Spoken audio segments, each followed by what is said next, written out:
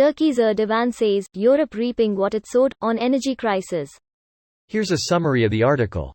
Istanbul, September 6. Turkish President Tayyip Erdogan said on Tuesday that Russia is cutting natural gas flows to Europe in retaliation for sanctions, adding that Europe is reaping what it sowed.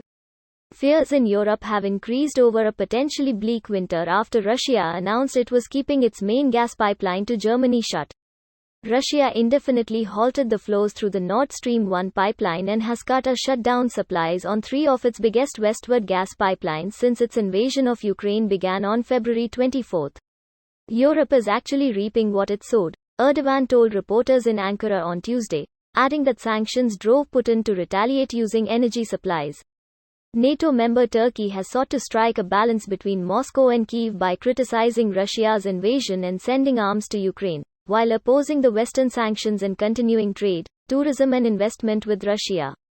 Turkey, which has Black Sea borders with both Russia and Ukraine, has said joining sanctions against Russia would have hurt its already strained economy and argued that it is focused on mediation efforts. European countries call that nonsense, accusing Russia of weaponizing energy supplies in retaliation for Western sanctions imposed on Moscow over its invasion of Ukraine. This post received a score of 11,000, with an upvote ratio of 91%.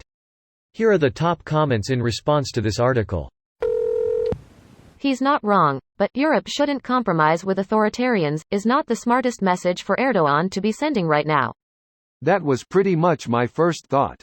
Still, ironic to hear an authoritarian leader say that trying to partner with an authoritarian leader is not a good idea. While also giving Europe shit about the very thing he is currently doing. Turkey also has a contract with Russia for S-400 surface-to-air (SAM) missile system and related components. Which, don't get it twisted, for all of the issues the Russian military is showing right now, the S-400 is the best air defense system you can currently buy. So, buddy, you're doing business with Putin the same as Europe. Though credit to you for not shutting down working nuclear power plants so you could be more dependent on Russian fuel imports. S-400 is the S-300 system with an interconnected radar network. S-300 hasn't lived up to any of Russia's claims. Why would the S-400? That interconnection is actually a big deal. If each radar is networked, they can provide more accurate data for the missile to aim for. Problem is that Ukraine thought about this and sends different kinds of projectiles along with the GMLRS. Other kinds of rockets and normal artillery shells. Russia lacks the precision weaponry to neutralize this and take out the HIMARS launchers, because they used up all their good shit in terror attacks, like the sadistic idiots they are. Definitely the commanders of anti-air units S-300, S-400 are afraid to friendly firing on their own aircrafts.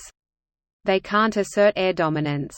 They can't assert air dominance because the air forces aren't designed to.